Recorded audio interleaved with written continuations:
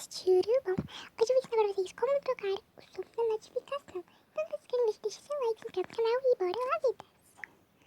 Então, vocês vão vir em configuração e vão vir em sons e vibrações. Vocês vão vir aqui em som de notificação e em notificação DS Planner, acho que é assim, gente. Aí vocês vão vir aqui em som de notificação e vão escolher o que vocês querem. Como tá esse, ó. Mas eu vou deixar só esse, tem um cantão.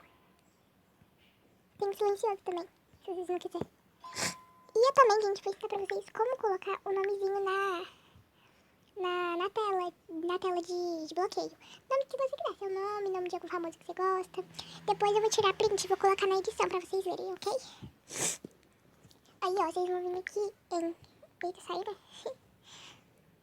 Vocês vão vir aqui lá pra baixo e vão vir em tela de bloqueio e segurança. Aí vocês vão vir aqui em informações e atalhos do aplicativo. Aí aqui, ó, gente, aqui em informação do proprietário. Vocês vêm aqui e escrevem o que vocês quiserem.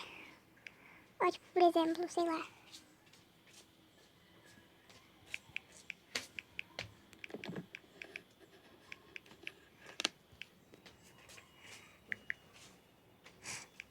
Mais ou menos isso, gente.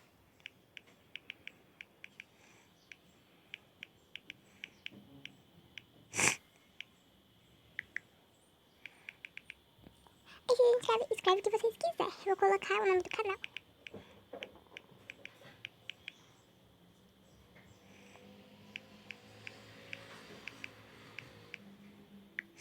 E aí depois eu vou mostrar pra vocês como que ficou.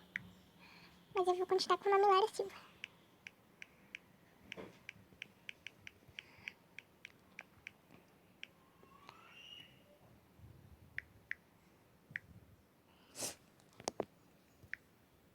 Mas, bom, gente, esse foi o vídeo. Espero que vocês tenham gostado.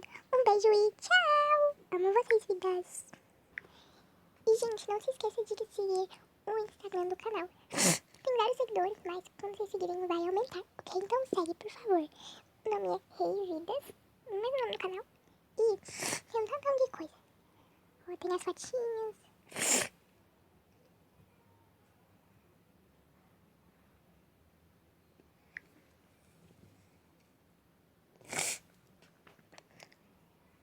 Tem os meus stories. É isso, gente. Segue lá, por favor. E, vidas, não se esqueça de seguir o TikTok do canal também. Tá privado, mas daqui a pouco eu tiro, tá? Ó, eu postei esse videozinho aqui que ficou bem legalzinho.